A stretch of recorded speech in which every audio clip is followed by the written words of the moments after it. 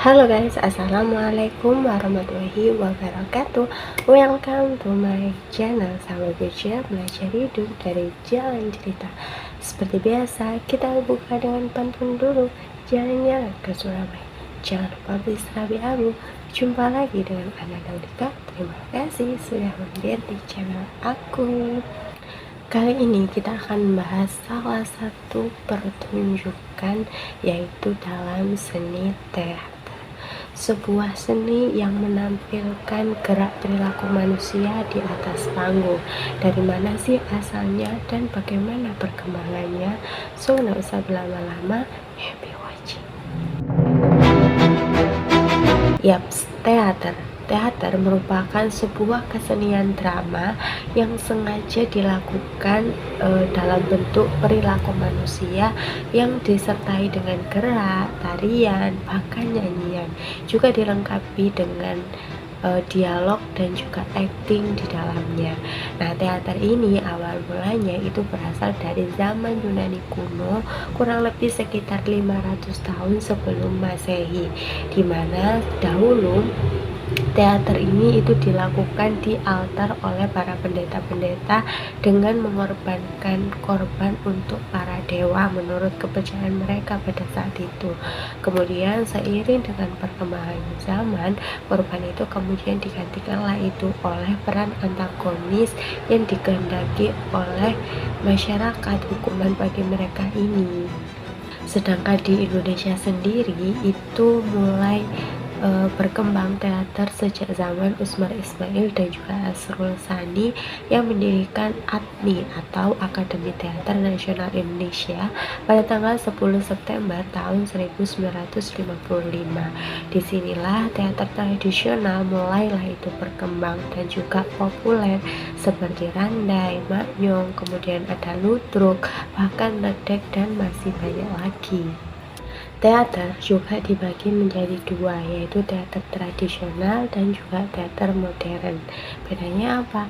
Kalau teater tradisional ini biasanya penonton sama pelakonnya itu tidak ada batas yang jelas.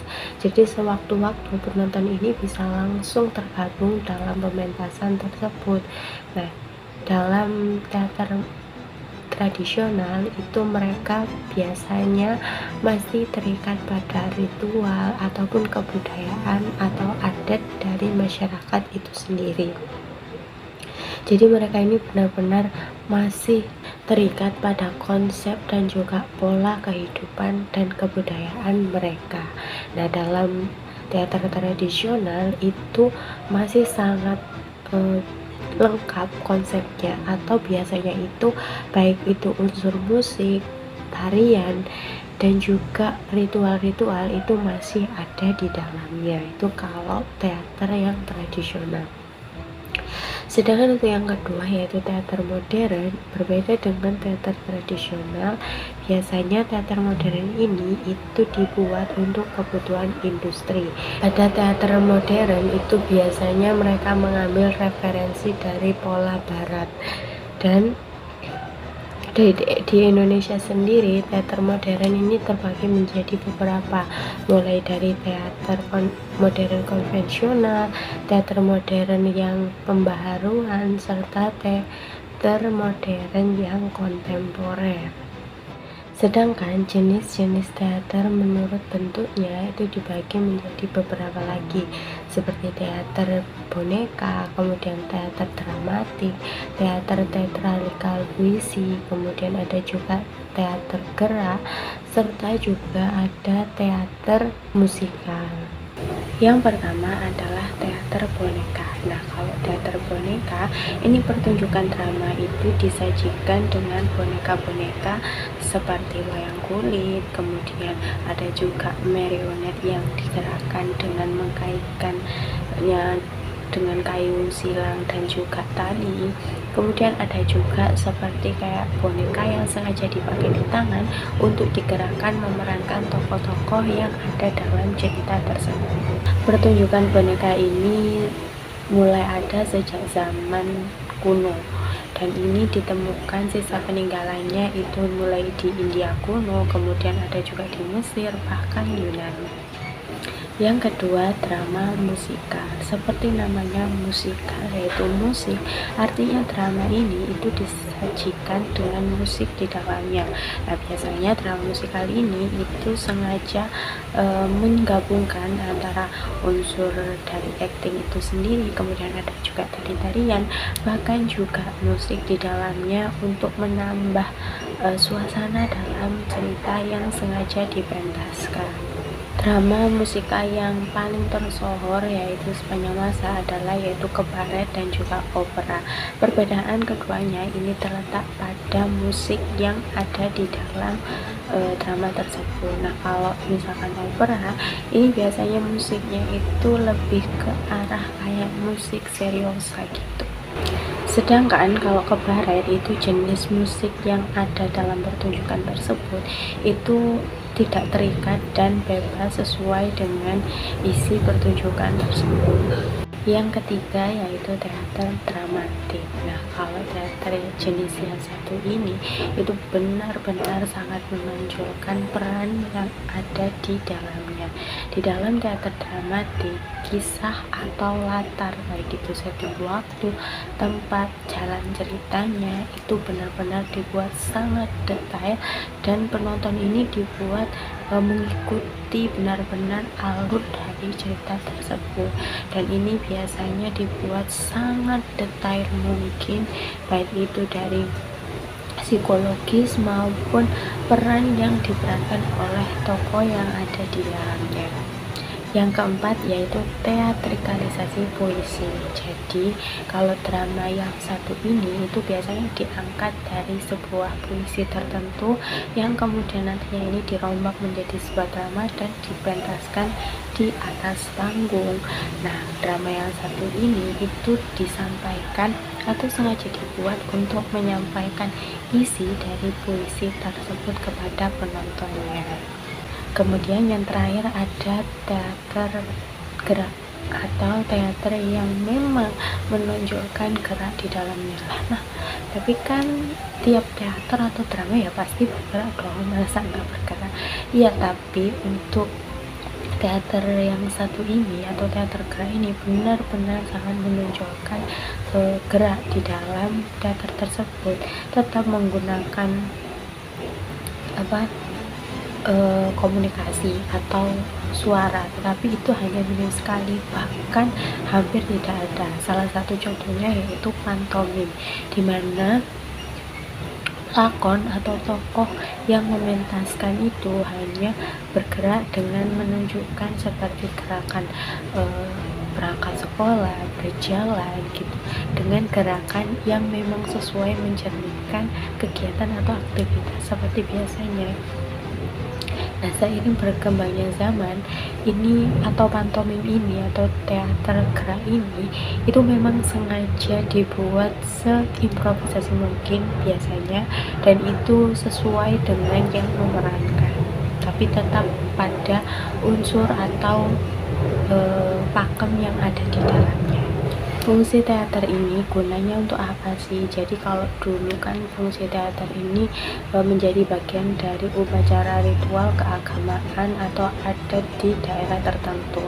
Namun seiring dengan perkembangan zaman, fungsi teater ini juga mengalami perkembangan seperti hanya sekedar sebagai hiburan, kemudian sebagai media pendidikan, media seni, bahkan juga media mengekspresikan diri.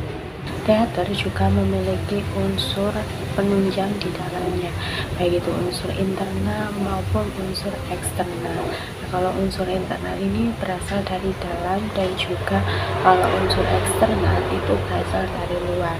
Contohnya kalau unsur internal teater itu ada yang namanya naskah atau skenario lah mengenai kisah yang akan diangkat. Ya kayak pemain ini harus ngapain, itu ada semua di dalam naskah tersebut. Kemudian ada juga yang namanya tokoh atau pemain atau pelakon, yaitu yang memerankan dalam teater tersebut. Selain itu ada juga pentas maupun properti yang digunakan. Nah, sedangkan kalau unsur eksternal ini berasal dari luar atau penunjangnya seperti adanya staf produksi, kemudian tata lampu, tata cahaya, make up, dan masih banyak lagi.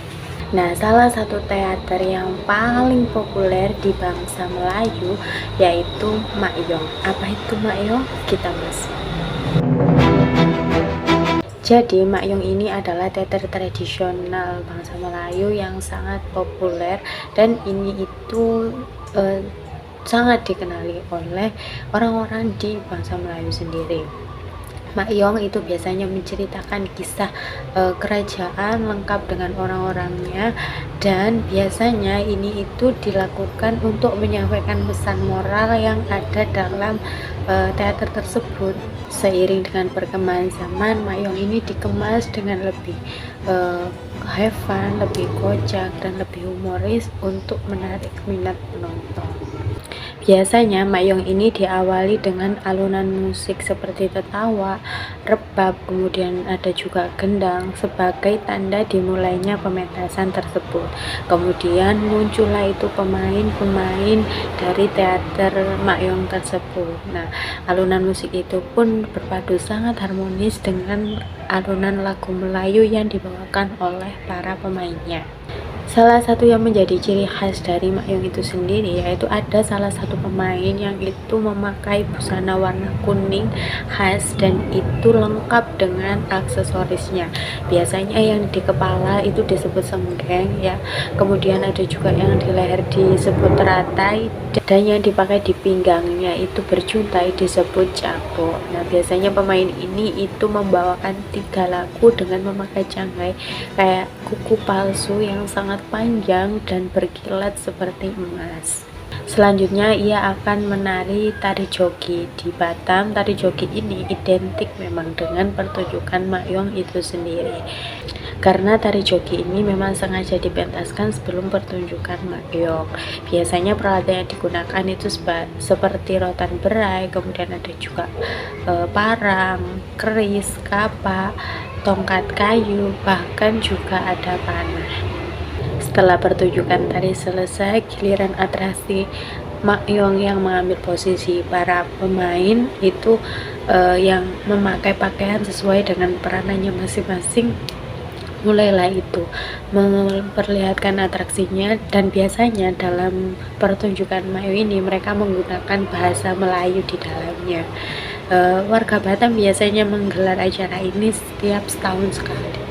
Biasanya dalam teater Makyong itu pemainnya terdiri dari Pak Yong yang menjadi rajanya, kemudian ada juga Pak Yong muda yang menjadi pangeran dari raja tersebut, kemudian ada juga Putri Makyong yang merupakan putri raja dan didukung oleh tokoh-tokoh lainnya seperti para pengasuhnya, ada jin, dewa, dan masih banyak lagi tokoh penunjang lainnya. Tentu saja dengan ciri khas topeng yang dipakainya masing-masing. Nah, aja bahwa Makyong ini juga tak hanya di Batam dan juga Bintan saja loh, tetapi negara tetangga kita yaitu which is Malaysia itu juga ada yang namanya Makyong ini, cuma biasanya ini ada di wilayah Kelantan. Selain itu juga ada di tetangganya Malaysia, which is itu juga Thailand, itu juga ada tarian Makyong tersebut. Tapi bedanya kalau di Malaysia dan Thailand mereka ini tidak memakai topeng. Dalam pementasannya Makyong tentu akan menyesuaikan dengan daerah masing-masing. Namun untuk di Batam sendiri itu memang mereka mengusung tema yang lebih kocak atau lebih menghibur lah, dengan menambahkan kesan-kesan lucu agar tetap disukai oleh para penonton. Dahulu pertunjukan Makyong ini itu ditayangkan atau dipertunjukkan itu secara berturut-turut, kayak bersambung gitulah, bahkan hingga 15 sampai 44 harian. Tapi untuk zaman sekarang itu biasanya Makyong ditayangkan dalam semalam, dan biasanya durasinya itu antara 1 sampai 3 jaman. Pertunjukan ini biasanya ditunjukkan di lapangan terbuka dengan atap plastik, kemudian tiang-tiangnya diberi daun kelapa kayak gitu, dan biasanya pemainnya pun mencapai 30 orangan, dan ceritanya itu memang sengaja diambil dari cerita rakyat. Oke teman-teman, itu tadi sedikit kisah mengenai perkembangan dari seni teater itu sendiri. Mungkin di sini teman-teman ada yang sudah pernah nonton Mak atau seni teater lainnya yang sejenis, boleh banget tulis di kolom komentar di bawah. So, terima kasih buat yang sudah nonton dari awal hingga akhir. Mohon maaf bila ada kurangan. Seperti biasa, jangan lupa like, komen, dan subscribe-nya. Wassalamualaikum warahmatullahi wabarakatuh. Bye.